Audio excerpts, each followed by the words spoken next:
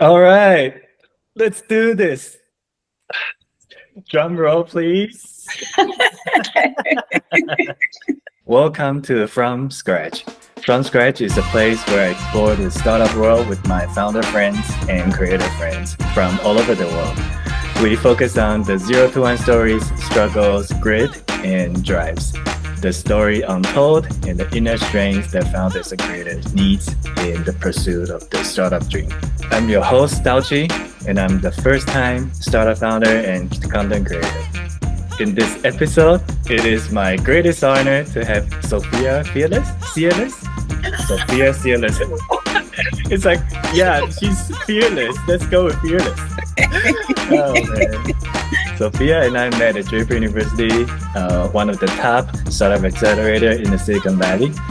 For the past 8 years, she's been dedicated to produce zero-waste agricultural products in St. Vincent. Welcome, Sophia. Thank you, Daw-Chih. Thank you very much. How do you like the intro?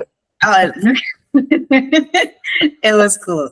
It was really cool. Okay. Before we jump into all the topics, is there anything besides the intro that you want people to know about you? As you said, I am from St. Vincent. It's a tiny island in the Southern Caribbean. And Daw-Chih and I met at Draper just about a year ago. It was really a transformative experience. Meeting with so many founders from so many different countries. And it was interesting because despite us being from so many different countries, it was really interesting hearing everybody's stories and just realizing that, I'm not really alone. We do have similar struggles. We do have similar victories and so on. But it was really great because, have this little community and you can kind of celebrate your wins, mourn your losses, just recoup and move on. So it really was awesome. And you did make some lifelong friends throughout it. Look at us. Tell us a little bit about your startup idea. How did you start going into this agricultural product industry, food industry? My story is a little bit different. Like I didn't just wake up one day and be like, haha, let me start doing this. So my dad actually has a food processing business where he does like peanuts and coconut oils and that sort of stuff. And really the idea was birthed because we were in short supply of one of our main raw materials, which was coconuts. And I know that might be a little hard to imagine living on a tropical island. You probably think that coconuts are just, all over the place. Falling from the trees. Just falling from the trees. But on our island, the trees kind of just grow. They're not really farmed per se, so you don't really get the optimal yields and these sorts of things. So after that, I did a little bit of brainstorming and I spoke to him, and then was him being my dad. And he's like, maybe we could get into some sort of farming as far as the coconuts are concerned. And then we started looking at options, and then we realized, I don't think either of us actually realized at the moment the scale that something like this could really turn into. So it was a lot of back and forth, a lot of research and that sort of thing. And then I think after about 8 months, we decided to look into planting our first coconut tree. Now, there are different types of coconut trees, and one thing that I completely overlooked in the beginning is that coconut tree takes like 7 years to grow. 7 years. 7 years. There are ones that produce in shorter spaces of time, but for what we need, you do need the ones that take 7 years. So I actually had to go back and I had to completely go back to the drawing board. Because this is now a long-term project, and it's not just, of course, you're into this to make money, but then the project became twofold. We were able to then tie in sustainability to it, just because of the long-term nature of the plants. So we kind of had to readjust the entire plan and just make this about sustainability and sustainability for the business, and then it became something that would be sustainable for food. And then we realized that we could really scale this into something that's ultimately beneficial for the island. So again, it was a lot of not so much pivoting, but it was a lot of adaptation for this plan as we went along. So the final version of the plan turned into having these coconut trees that so obviously when they produce, you use what you need from them, but what you may not know is that coconuts and the coconut oil process tends to produce a lot of waste. So now we have this long-term plan that's going to work for us for the next hopefully 20 years, and then we have all this garbage that we're going to produce in the process. So what are you going to do with it? So that's how we, again, more research, and we figured out what we could do with all these waste products, and that's how we eventually implemented the zero waste end of things, where we basically convert all the garbage from the process into new usable materials. And so Simmons is super small. When you think of larger countries like Malaysia, for example, that have been doing this sort of things, for years, and you could literally fit our island into one of their farms. The scale is, like, as I mentioned before, you really get an idea of how big these things could be, and adapting their models or similar models to what we have going on in our islands is something that can be really beneficial. And of course, you can't just do something like this and expect it to work using old methods. So we had to implement new technologies and so on as well. But again, because it's such a long project, you have to wake up today and be like, okay, let's start doing this. So over the years, we've had to implement, it kind of comes in phases, and you implement new things as you go along. It is a lot. It's quite a lot, and it's something new. It's not just new to me, but it's also new to the island, and it's new to this part of the region. But I've managed to make some really good contacts over the years, so it's going. Unfortunately, you can't make it go faster than it has to. But it's been a journey, but I absolutely love it, and I'm really looking forward to it to get to where it's marketable in terms of it can start being duplicated, and also across other crops as well. Yes. What are the other crops?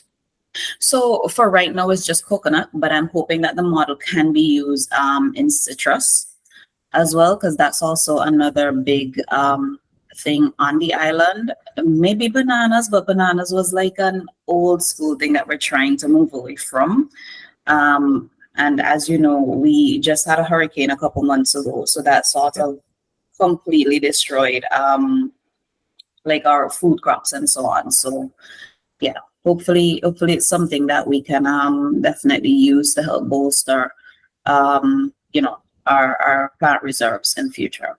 This was not the first hurricane for the past 10 years, right? Like it was the worst one. It was the worst one. It was the worst one. Yes, it was a category 4. Thankfully, the main island of St. Vincent wasn't too badly impacted. A lot of people did lose their homes and so on, but two of the islands of the Southern Grenadines, I think the final report said like 95% of the buildings were completely destroyed. Wow. So we had a lot of people losing their homes, losing, crops, their businesses. Yeah, it was really bad, but we're on the road to recovery. So I'm so sorry to hear that, and I'm with you. Yes, thank you. So the question is, are the coconut trees like hurricane resistant to a certain degree? They're better off than other plants, just because the trees themselves are so fibrous, but they're not immune. I mean, at the end of the day, it's a hurricane. It's a hurricane. There's nothing you can do. The younger trees are obviously a lot more vulnerable, and we did lose some trees, but nothing of consequence because they're so tall and bendy. They tend to sway a lot before they actually break. Yeah. But the younger trees and the very old trees, those are extremely susceptible.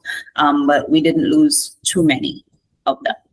Awesome. That's great to hear. To me, coconut trees and bamboo trees are similar in my head in terms of how bendy they can be, Yes, yeah, for sure. how strong the fiber is. It's really, That's really right. awesome to hear your trees are mostly. Mostly. I was happy to hear that.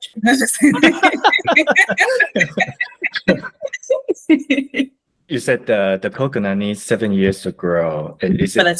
the types of trees that we use. Yeah. Can you is it the time already that you can harvest or still some more years to go? So the farm that we have, there were some trees that were already on there. So those are the ones that we're harvesting from currently. So like I said, we're not at optimal capacity yet because we literally have to wait for the others to grow. So what did you do during these 7 years? So I Besides, mentioned the intercropping. So there are short crops that are planted in between, and also because we already had trees, like older trees that were just on the farm before, we were able to recycle the waste from those. So again, it's nothing major, but you're able to just get that start. okay.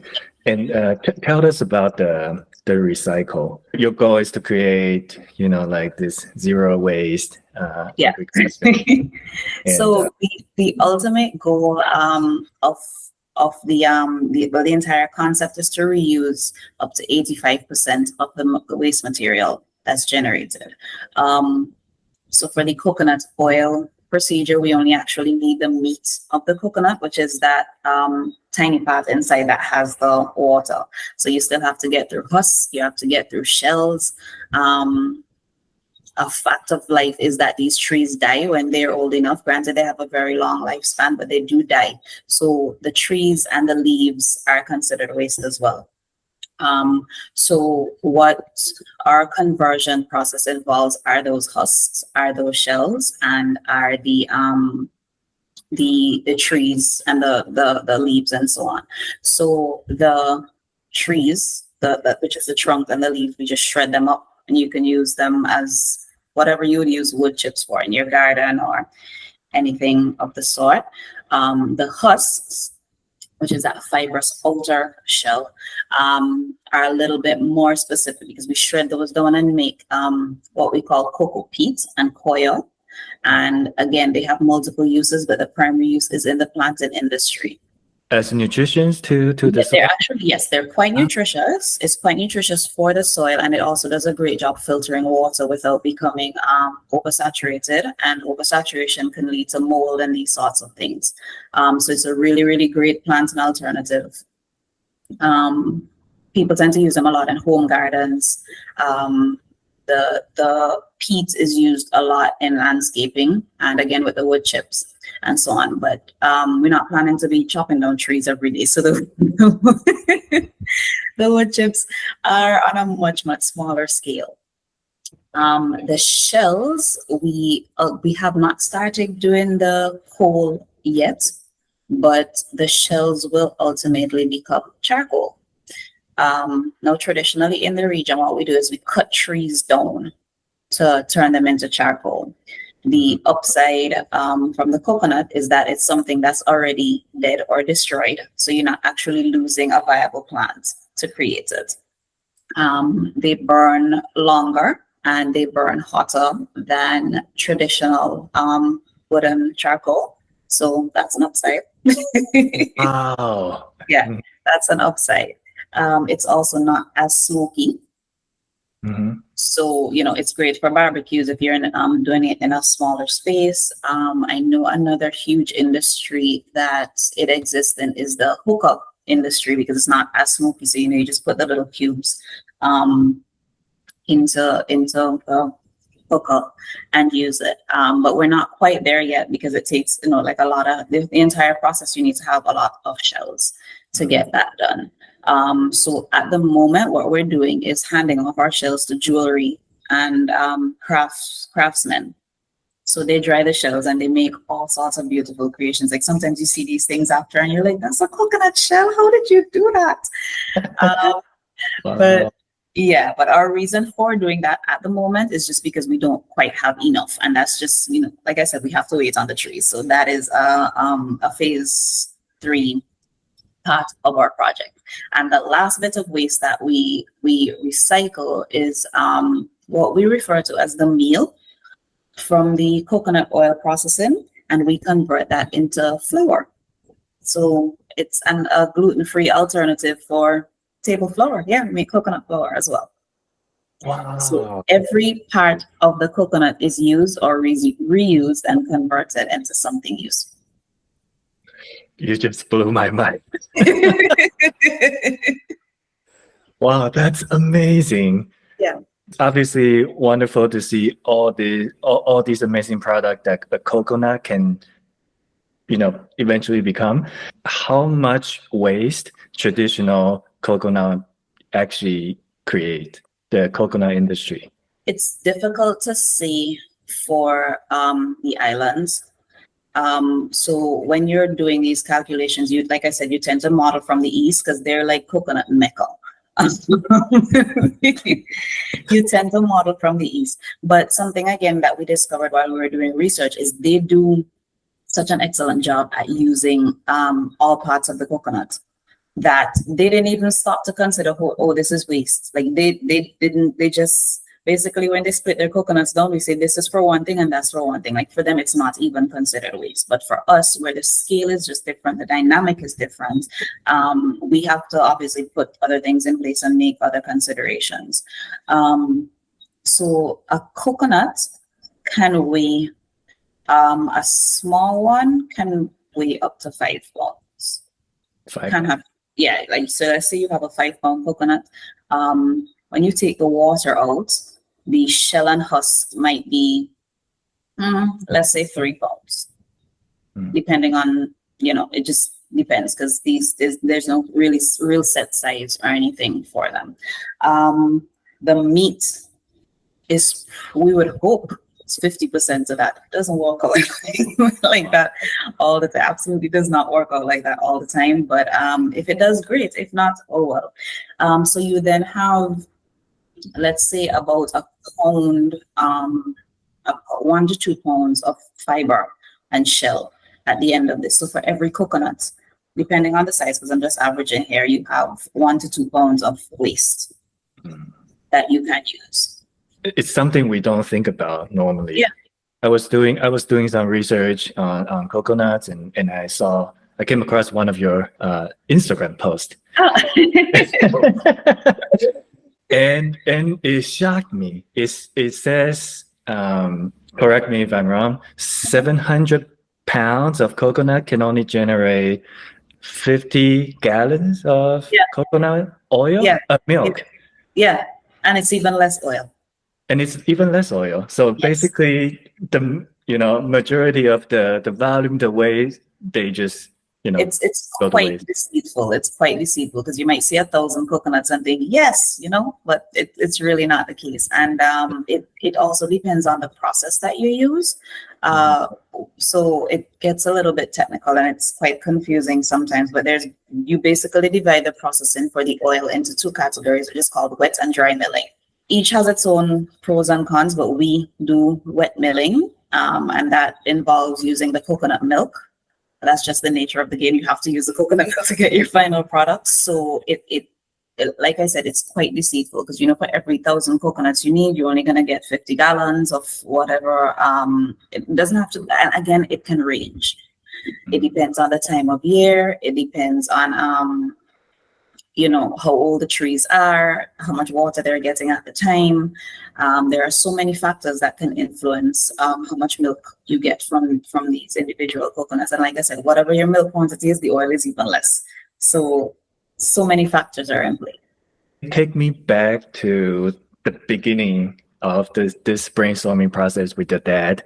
It took you 8 months to start planting the first tree. Yeah. And then you found out that it takes 7 years to grow. Take me through that process. Like how did you pivot?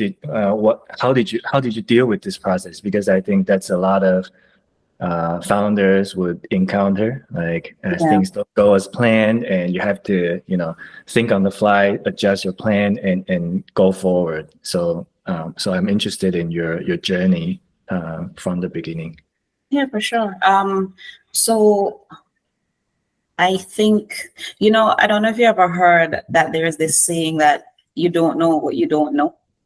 And also what you do know greatly affects what you don't know. Because in my experience, coconut trees are all over and they're just there. You've never actually paused to consider that they have to grow or how exactly long they take to grow or anything of the sort. So when we considered it, I was like, yeah, let's go plant some coconut trees, 6 months, coconuts, whatever. And then when you started exploring, you're like, no, no, sweetheart, that's not how this is going to work at all. And then upon doing more research, you realize that there are different types of trees specific to your needs. And unfortunately, it turns out that the specific one that we need takes the longest time to grow. So one of the very first considerations you have to make is how are you going to make money? Because at the end of this thing, you're in it to make money. It's not like a charity organization. What am I going to do for 7 years while I wait for these trees to grow? It's going to be great in year 8 when they're all producing and you're up to maximum capacity and all of that. But what do you do for 7 years while this is happening? So fortunately, the farm that we have, as I mentioned, it does have other trees on it, but these are older trees. So they're not, if let's just say they're supposed to produce 10 coconuts a month, they're probably doing 5. Oh, Maybe 4. Maybe 4. So it's nowhere near ideal, but it's something to do.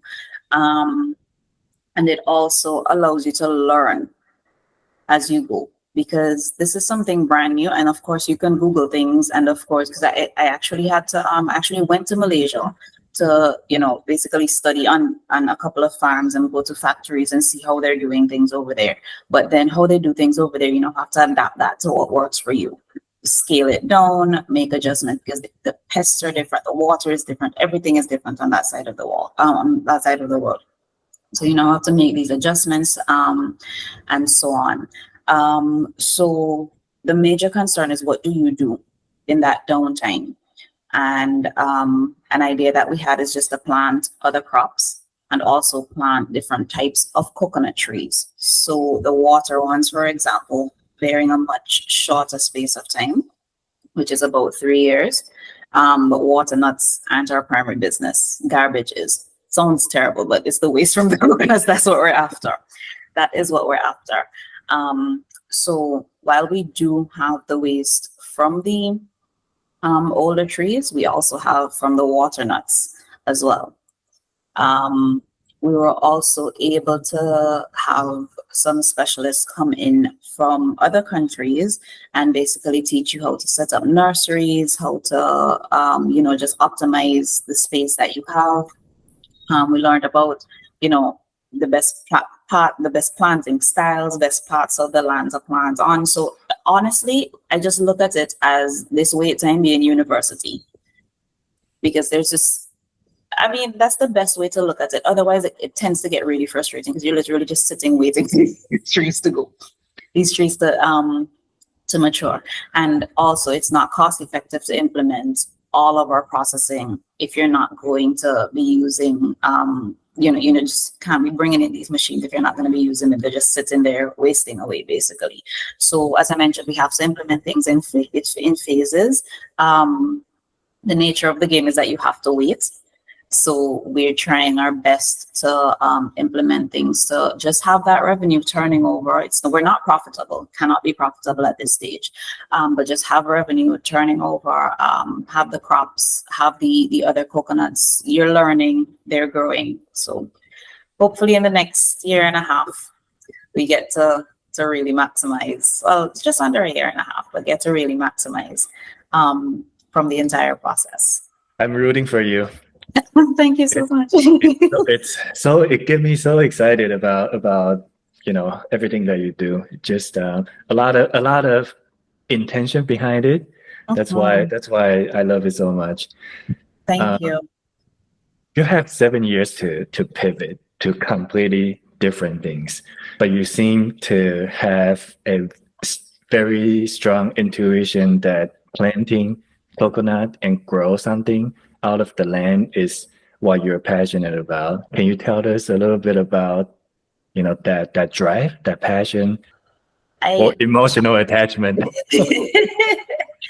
it honestly, it's really frustrating because I mean, it's not 7 days, it's 7 years at the end of the day. I think I'm really thankful for the fact that my dad does have the agro processing side of things going. So there is that distraction because I am involved in that part of the business as well. So there is that to let's call it have something to do in the meantime. But I guess a lot of this can be considered a passion project because the lifespan of the average coconut tree is about 60 years. So even though it takes 7 years to grow, it's going to remain productive probably for, long after I'm gone. Um, so as I said, this is something that it is not just for me, but I really see it as something, and I hope that it's something that is I would love to be involved in all the replication, but I know that may not be possible for the project itself, but I really hope that it's something that, can be copied and copied across other plants. As I mentioned before, the emotional attachment is just that it can be done and can be done by somebody like me because there aren't many young women in agriculture. And the agriculture that women are involved in is more what we refer to as subsistence farming. You kind of just grow the food you need to eat. It's not being done on the scale that I want to do it on. Nobody's considered planting multiple acres of a particular product, and nobody's considering mechanizing. Nobody's considering introducing new technologies into well, let me not say nobody's considering, but it's not, it hasn't really been seen on that scale. So it's the emotional attachment comes from the fact that this can be an inspiration to other people, and it's not just, yes, I'm definitely in it to make money. that is one of the goals for sure. But it's something that can be replicated and emulated, and I would love if other young women get involved in it. Doesn't have to be women, if young men can get involved in it, because our farming population is aging. So just kind of create that or bring that new breath into the industry and just have it as something more than what we're accustomed to traditionally. So just know that it can be something bigger and better and something that we as a people and as an island can benefit from. I love that. Thank you.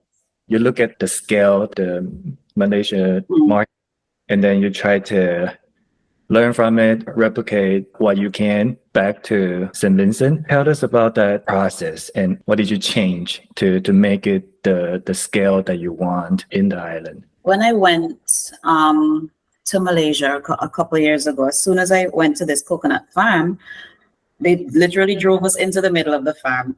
And then I was sitting there and I'm like, wow.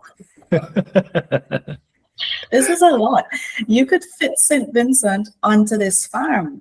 And then they walked us through and they did all the explanations and so on. And they took us back to the factory. And this was considered a small farm, and it was 100 acres, right? 100 acres, and it was considered small. And the plant manager said to us that these trees can't even begin to produce the amount of coconuts that we need. We still have to import coconuts from Indonesia. And I was like, what? You have 100 acres of trees and that can't produce enough? And I'm like, if I have 100, I can't, you cannot begin to conceptualize the scale that these guys are operating at. And they have this thing, I'm sure they would have had their teething issues and so on, but they're operating a tight ship over there, and it's a well-oiled machine and all of that. It's excellent. And then I was like, how do you take this and downsize it to the point that it is still effective for a small island like St. Vincent? You want to, the effectiveness comes in profitability, is measured obviously in part of it in profitability, and there is just no way you can compete with somebody like Malaysia. Size alone, you absolutely cannot compete. So does it become a competition thing, or does it become something that is just beneficial that you can make money from? And that was when the light bulb went off, and I'm like, hey, let's just do that. Let's make it work that way. There are larger islands up north, like the Dominican Republic and Jamaica, that farm, and there's also Guyana in the south as well. Guyana probably ships what there's one company in Guyana that I'm familiar with. They do 40-foot containers of coconuts weekly to one company. To one company in the Dominican Republic. I can't tell you how long it's gonna take me to fill a 40-foot container. I can't tell you how long it's gonna take me to do that. So again, size and scale is just, it's amazing. But I'm really glad that even though I was able to base my initial model off Malaysia, I'm glad that we still have these smaller countries that are still way bigger than us, that you have that are closer to you, that you can kind of use to bounce things off of. And I've made connections over the years, where people they're very willing to help, because coconut is referred to as a tree of life. Everybody is very interested. It's something that we're used to having traditionally, but people are now realizing the benefits of it. So it's really great to have around. People are willing to help. Everybody kind of wants to be very hands-on, except the governments. They don't seem too interested. But the private entities, they're extremely helpful. And like I said, it's the scale. There is no comparison when you think about scale, but it's just trying to make this project something that can be beneficial for the island and at the end of the day, my company, and hopefully make some money off of it in the long run. Could you share the most important insight during this whole process from Malaysia back to St. Vincent? Do you have any innovation that's derived from this insight to make it work? Oh my goodness, so much. It's literally so much. Honestly, the biggest thing for me was how they use technology, and just the use of technology. When I went to Malaysia the first time, I was actually exposed to agri-tech, which is agricultural technology or technology specific to agriculture. I was completely amazed that these guys weren't just driving tractors up and down these farms. It was so much more technical. They have down to their watering systems are completely computerized and so on. Nobody's going out there with a watering canister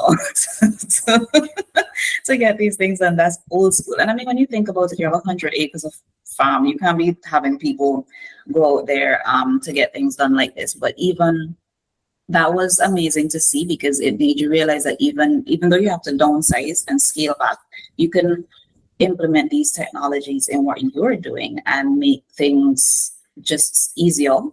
It's less labor intensive. You're getting the same or greater results because your records are more accurate and things like that. So I think I would definitely say the use of technology in farming. That was my number one takeaway, and definitely made me want to replicate that in my own model. Is there one tech that you can share with us? No, it's not really one thing in particular. There's a lot of, again, because you have to just do so much adaptation, but mainly monitoring systems. Monitoring systems? Monitoring systems, yes. I love that.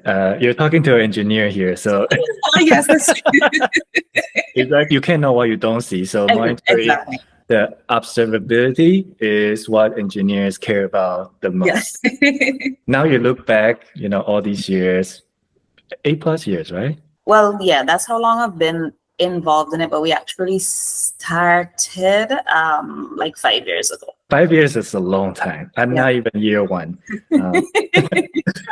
So if you look back these 5 years, do you have, one challenge that you remember the most?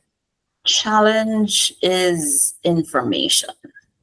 And that again is just the nature of the game. It's the first time you're doing, first time something like this is being done. So you're expected to have difficulties. I didn't expect it to be difficult, like having to go to Malaysia to find out about it difficult, but hey, welcome to Asia. But I mean, I'm thankful that it went that way, because the exposure to the new ideas, the new culture. Like I said, I knew things I didn't know. It was amazing. Coconut is such a big thing globally, and you're kind of well, I'm speaking for myself, but we're definitely sheltered from that. And the basically just how amazing the plant and the product derivatives are in the region. I think because it's kind of common, we just take it as, but it really is amazing. And yeah, for me, it's yeah. No, I love that actually. I started having this startup idea, so I want to build this tech product. And once I launched it, I thought I have an amazing thing that's happening in the market, and everybody's just gonna jump in. But I didn't. What I didn't have was, all the insights from the audience. Right. So what I had to do was to go to the user, go to all the conferences where my audience is, and just talk to them, trying to understand what their problem is and how difficult to do certain things. And that's how, and it happened like 3 months ago. So it's still like the memory is still so fresh, and that's how I was able to kind of lift a little bit off the ground. I can resonate with this. Yeah, for sure. Information. Yeah, information is so important. There's no textbook for any of this. There's no, I wish there was a manual so you could kind of just get things right the first time, because in that period I would have made so many mistakes.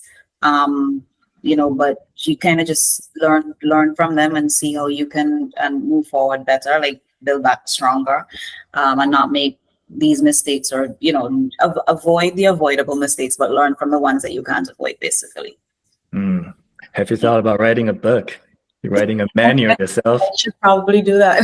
You should probably do that. Help me pass the rest of this 1.5 years while I wait for my trees to Did you go out there, water it, talk to those trees? And like, hello, how are you doing today? Are you ready to grow? any Please grow.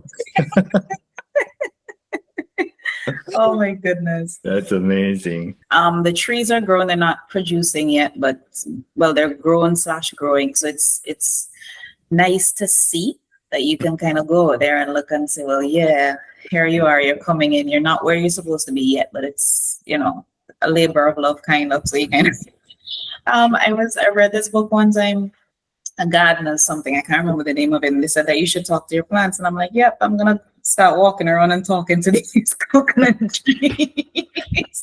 Start walking around and talking to these coconut trees. I want to talk about first customer, like your first customer. Can you tell us the story, how you get the first customer, what did you sell to them, and the story of it? Technically, my dad was my first customer. I guess that was like a little cheat code, but that's your advantage. My dad was my first customer simply because the whole idea of the company was initially to supply the food processing company. So what little coconuts we were able to get, I just had him buy them, basically. And it was something he needed, because that end of the business needs the raw materials.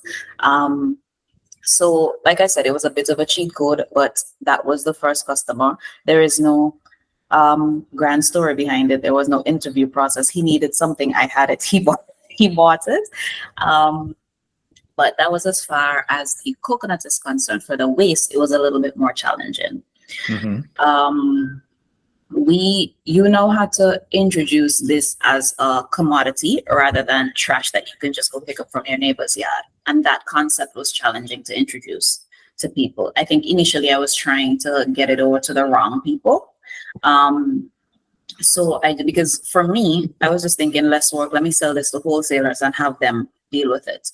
But then I thought, maybe meet the people that actually need it, which would be people who are into, landscaping, gardening, that sort of stuff. And that's exactly what I did. So I started talking to people, and they were like, yes. And they would have done their research, and they realized that, hey, this is something good. It's cheaper. It's a much cheaper alternative. And it's just as good or even better. So it took a lot of phone calls, random meetings, bumping into people in grocery stores and be like, hey, I heard you were doing something. So would you be interested? And then, you set up meetings and so on. It wasn't quite that stalkerish, but you're able to set up a couple meetings and so on.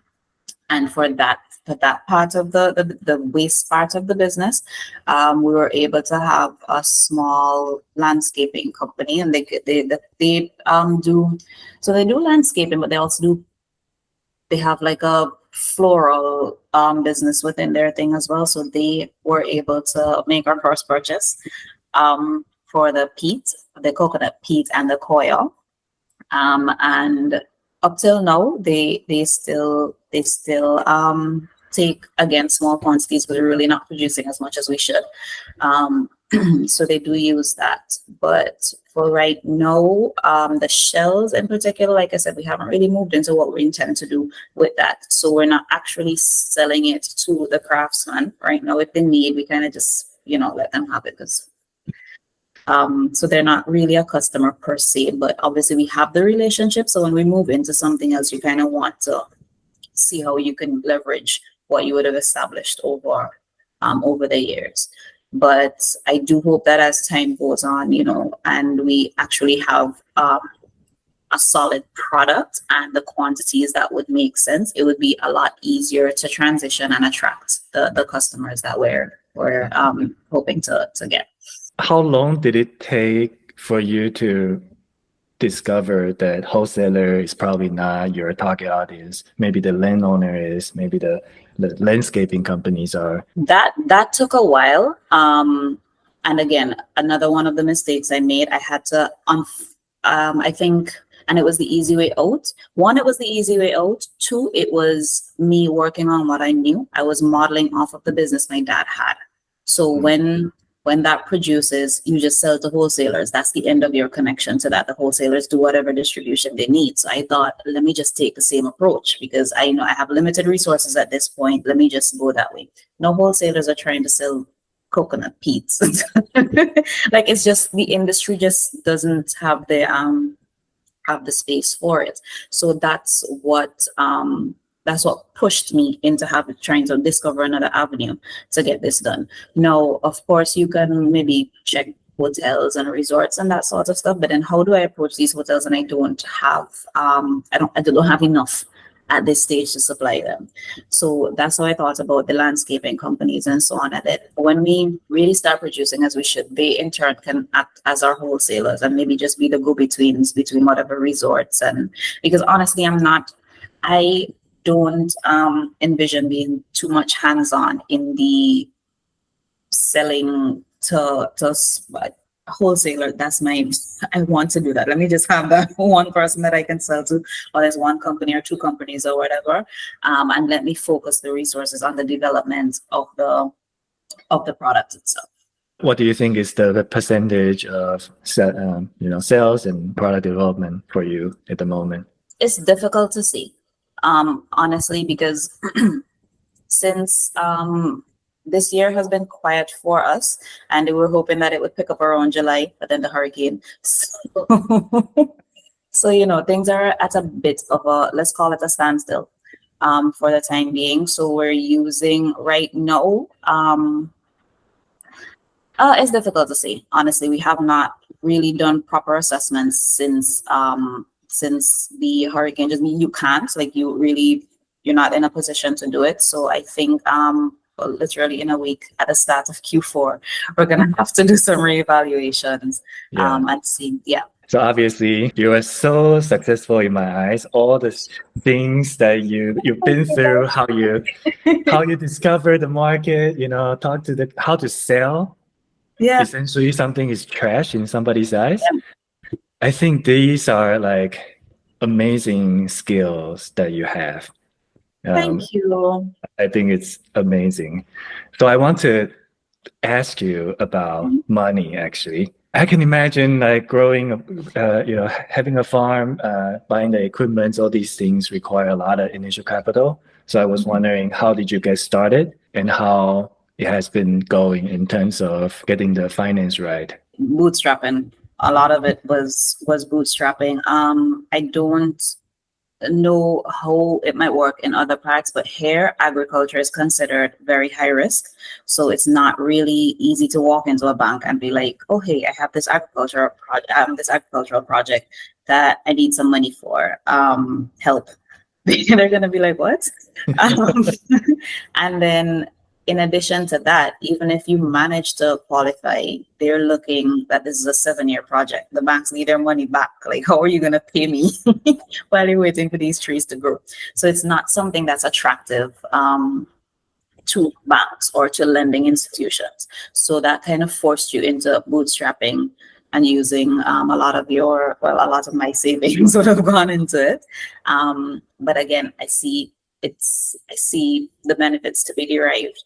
After I was able to successfully write a project, like put pen to paper, and I would have been introduced to a couple of organizations that would have helped me develop it further. I would have been introduced to an investor who fortunately is an agriculturalist, and he knows the nature of the industry. He understands it. And that was, I think, the biggest thing, because he knew and he got it. Yes, he obviously wants to reap the benefits of his investment, but he completely understood. So the wait time, which is a deterrent for everybody else, he understood completely. So he was fine with it. So I guess you could say I got lucky in that area, and it wasn't like he just happened along at the very start of things, so money was never a concern. That wasn't it at all. Like I was burning through my savings. You know, again, nobody's willing to, even friends and family, trying to fundraise among friends and family. Nobody's really wanting to put money into something like that, because everybody's thinking to start seeing the returns after a year and be like, no, you have 6 more to go after that. You have 6 more to go after that. So, it really was difficult as far as the financing is concerned. But again, I think I just lucked out finding this investor. And he would have come on board, I think in let's call it year 3.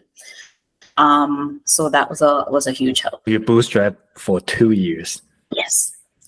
Yes. Like, oh my God, I'm broke. No, I think we founders are essentially broke for a long period of time, I know. Yeah, for sure. Does your first investor also have a connection in the industry you can get introduced to, like expand your network in this way? Yes, he actually has been he's actually a biochemist. But he, I even think from when he was just his professional career, and he has a lot of connections from when he would have gone to school and so on. So he has introduced me to a lot of people who have been able to help, and just in the product development itself. I know, like, I remember one of the meetings we had, and he was like, yeah, and these people can help a lot with product development. I'm like, product development, it's garbage though. And he had a good laugh about it, but then we talked about it more. And he, like I said, he made a couple of excellent introductions that are definitely beneficial. Now, again, because of the long game, it's not people you're going to be talking to every day, or you have meetings every week or whatever. Sometimes I only touch base with these people monthly, sometimes every 2 months. But the fact that the access is there and the information is flowing, it's been really, really beneficial. Yeah. No, I think what I'm trying to get into is people usually associate with investors to money, but this is not the only benefit that you can get from having. Yeah, a lot of times it's the network. They are like a strategic partner. Yeah, something that I learned as well is that if you have money and no guidance or assistance, you might as well not have the money, because you're gonna probably make the same or worse mistakes, and then you'll be in debt after. So I mean, it's just it's the strategic partners are really, they're just as important as the financing. Now I have a couple of quick fire for you. Oh, all right, let's go. Favorite book or podcast? favorite book. Oh my gosh, I don't think I have a favorite book. The one you're about to write? Let's go with that. Let's go. Bootstrap or VC? Bootstrap. If you can give one advice to startup founders, what would it be? Just do it. Love do it. that. Just do it. Just do it. Mic drop. That's it, guys. And nothing else to say. Just do it. Amazing. Thank you so much, Sophia, for joining the pod. It's amazing. I learned so much about the industry and also you as a person. And your story really inspired me. So thank you. Thank you so much for having me, Daw-Chih. I'm really happy this happened. I know it took a little bit of doing on our parts just to get schedules to line up and all of that. But Oh, good. I'm just happy it happened. Yes, for sure.